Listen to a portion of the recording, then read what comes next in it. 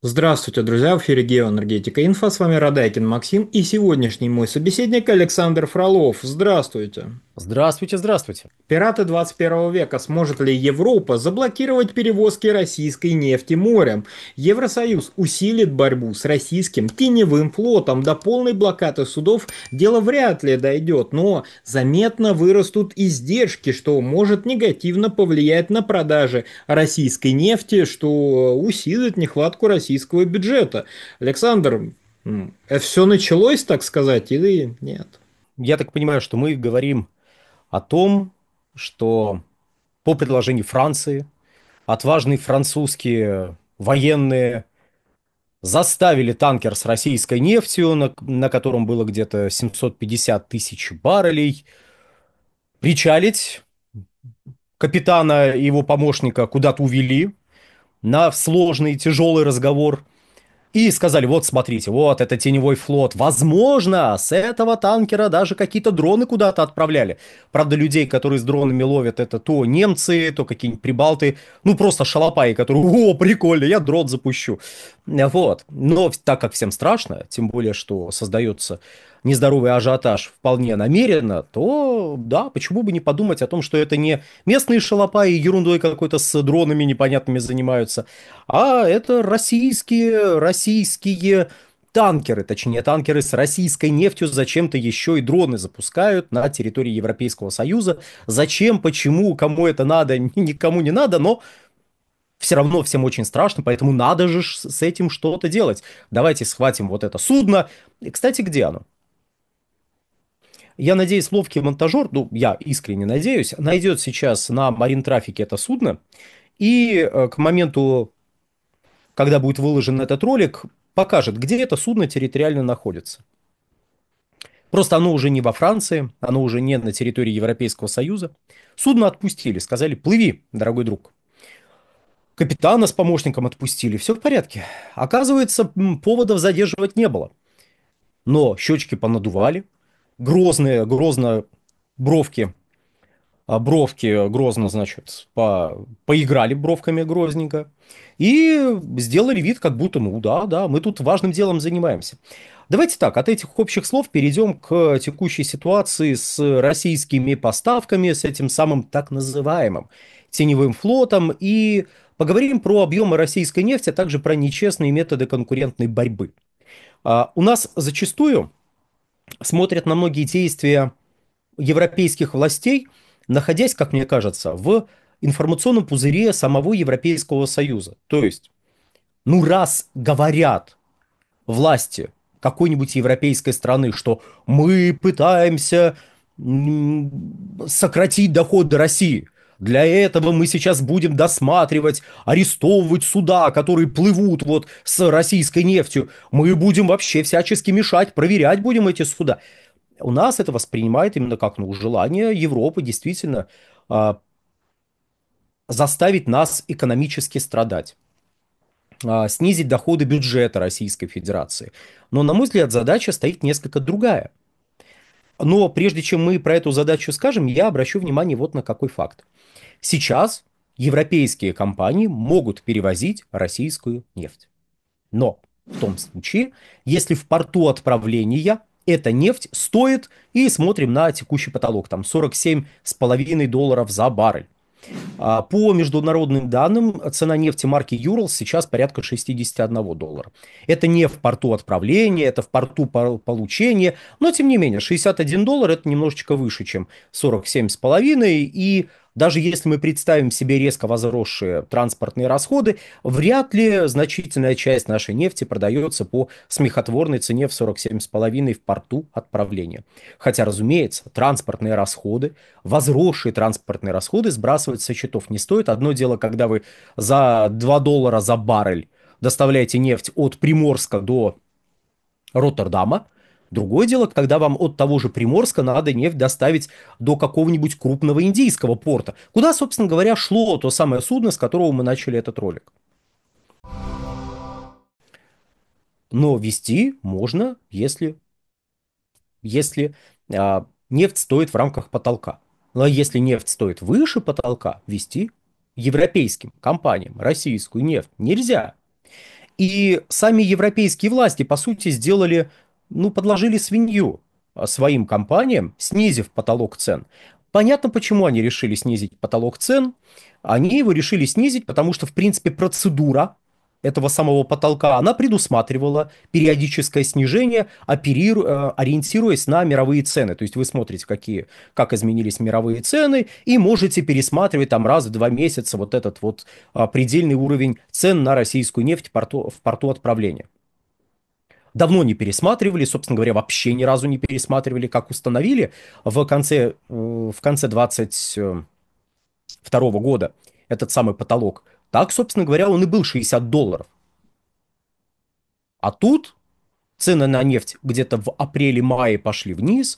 Во многих прогнозах стало говориться о том, что ну теперь это надолго, теперь это некий долгосрочный тренд, теперь будет избыток предложения, теперь вот обратите внимание, цены будут низкими постоянно, и власти Европейского Союза решились. Тем более, что громких поводов напомнить о том, как вот эти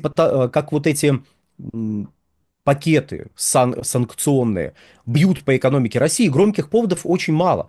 Да, можно перечислить количество физических и юридических лиц, против которых были введены санкции, но это не впечатляюще. А вам нужно, кроме того, чтобы вот постоянно принимать санкции, ну, потому что это соответствует принятой вами линии поведения в первую очередь. Другие объяснения здесь есть, но они, на мой личный взгляд, скорее вторичны. Так вот, вам нужно все-таки и в информационном пространстве по поводу вот принятия этих пакетов тоже делать что-то яркое. И тут вы говорите, потолок. Мы снижаем потолок цен. Это очень сильно ударит по экономике Российской Федерации, ну потому что в Европе тоже не дураки. Ну, в Европе смотрят, вы уже там 3 с лишним года говорите, что сейчас сейчас вот уже зашаталась экономика России, вот не сегодня-завтра она начнет сыпаться. Вот еще один пакет, еще самый последний решительный пакет, и все, хана экономики Российской Федерации. При этом какая-нибудь статистическая служба Федеративной Республики Германии публикует данные о снижении ВВП. Ну и там среднестатистический немец смотрит на данные из его родной страны, смотрит на новости из России и говорит, погодите, а против кого санкции ввели? Может, я чего-то не заметил, но вот, ну, как бы, где вот это вот, ну, как бы вот то, что вы там пообещали? Все будет, отвечают господа из Брюсселя, ну и из Берлина тоже. Сейчас мы вот распоследний пакет примем, потом еще один, самый-самый распоследний. И вот тогда, в этом плане принятие поправок к потолку цен, ну не поправок, а корректировка потолка цен, это довольно ярко, это понятно, это легко воспринимаемо аудиторией, ну это то, что можно этой аудитории продать. Если, ну вот видите, вы же знаете, нефть, Россия, экономика, сейчас потолок снизим. Очевидно, что русские не смогут курс рубля к доллару пересмотреть так, чтобы рублей стало больше. Ну, все нормально, сейчас. Это я, кстати, не призываю, чтобы в долларе рублей стало больше, но это очевидный шаг, который может быть предпринят, если вдруг что. И 47,5 долларов в какой-то момент были даже относительно адекватной ценой, но тут вот какой момент важный. В мае-июне уверенность европейских властей в том, что принять вот этот потолок имеет смысл, подкреплялось тем фактом, что Российская Федерация все чаще, точнее, российские компании все чаще стали пользоваться западной экосистемой морских перевозок. А еще раз напоминаю, что ею пользоваться можно, если вы продаете нефть в пределах потолка. Получалось, что российская нефть стоит в порту отправления $60 или менее, значит, могут пользоваться вот этой западной экосистемой. Красота. Значит, можно еще безболезненно для себя снизить этот потолок, и все продолжит работать. И все, русские явно никуда не денутся. Еще раз смотрим прогнозы о том, что цена нефти будет дальше снижаться, и это снижение теперь надолго. Значит, все нормально, принимаем. Приняли. Ой, а цена нефти перестала снижаться, и теперь колеблется где-то вот в районе 60-65, иногда поднимаясь к $70 за баррель. А предполагалось-то, что она уйдет ниже 60 в среднем по миру, ну и, разумеется, цена российской нефти тоже будет снижаться. А она перестала снижаться. Да, сейчас, когда мы записываем этот ролик, очередной виток сокращения цен произошел, но, скорее всего, они будут восстанавливаться дальше. И тут складывается следующая ситуация. Вместо того, чтобы продолжать примерно половину нефти, перевозимой морем, перевозить в рамках западной экосистемы, после снижения доли западной экосистемы ниже отметки в 30% от перевозимой российской нефти, Россия опять начала снижать эту долю, потому что, а какой смысл? Ну, то есть вы снизили, у нас есть желающие перевозить нашу нефть, поэтому, извините, подвиньтесь, вот, желающие выстроились, мы нефть загрузили, желающие эту нефть повезли. Да, вы можете сколько угодно говорить, что это страшный теневой флот, что он ненадежный, суда старые, они не застрахованы, но они неправильно застрахованы. Они пользуются ненадежными финансовыми инструментами.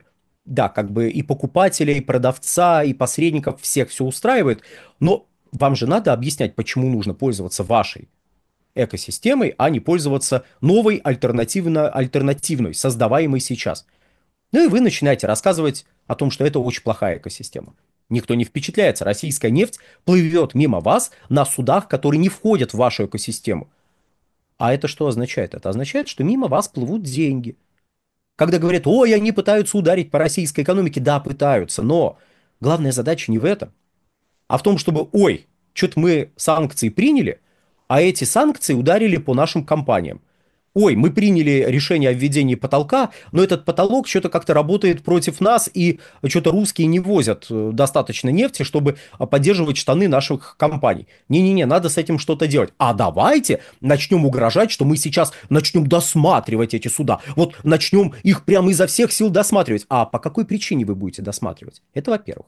Во-вторых, какой объем нефти идет?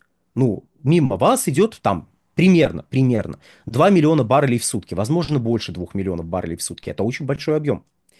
Это несколько судов. У вас проверялка не отвалится, такое количество судов проверять. Это ведь не «а ну иди сюда», и одного человека выделяете, и он такой с умным видом ходит и проверяет документы.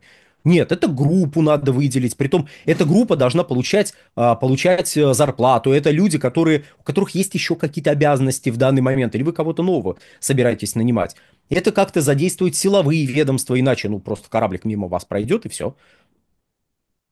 И скажет вам, а я к вам не поплыву. Ну, просто, чего ради? А мы считаем, что ты вот запускаешь дроны. А ну иди сюда, мы будем проверять.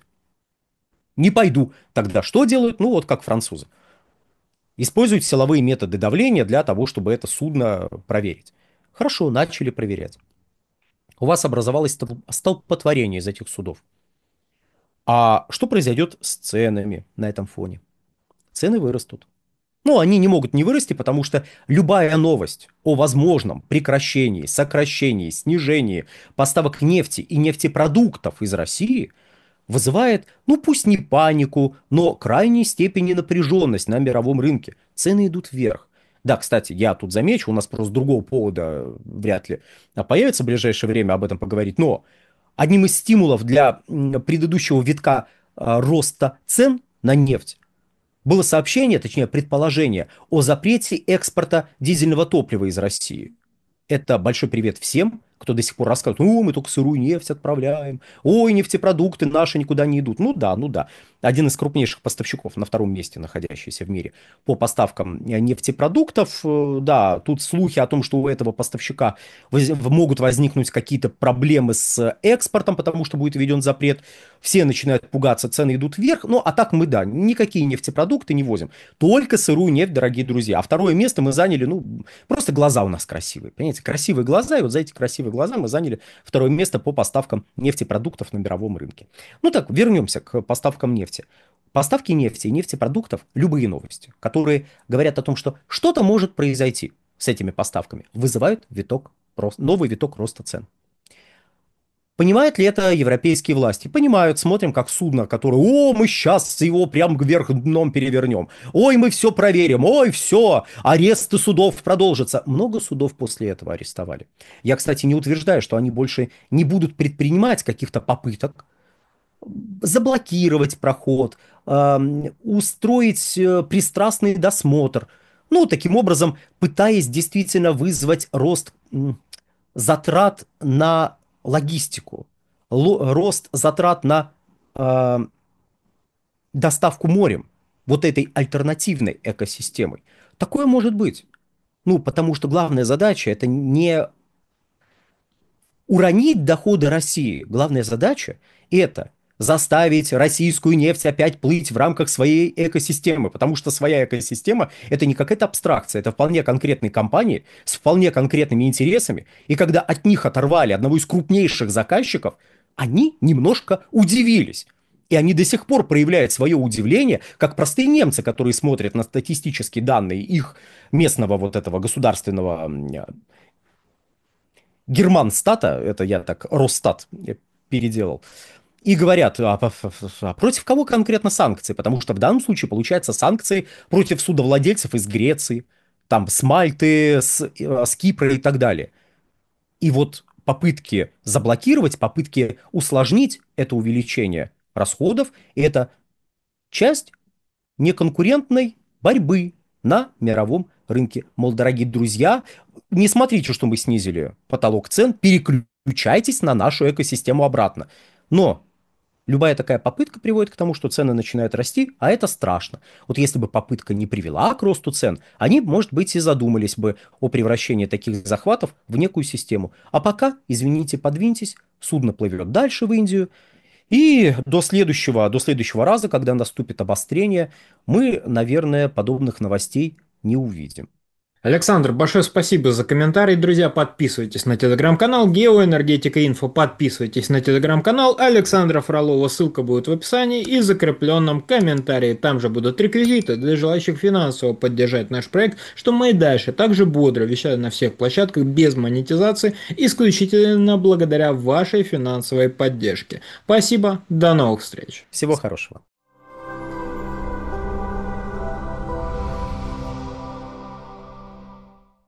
Друзья, в очередной раз напоминаю о том, что полное название нашего канала – независимый аналитический онлайн-журнал «Геоэнергетика Инфо». И слово «независимость» после того, как была отключена монетизация со стороны Ютуба, для нас стало дорогим, ценным, близким.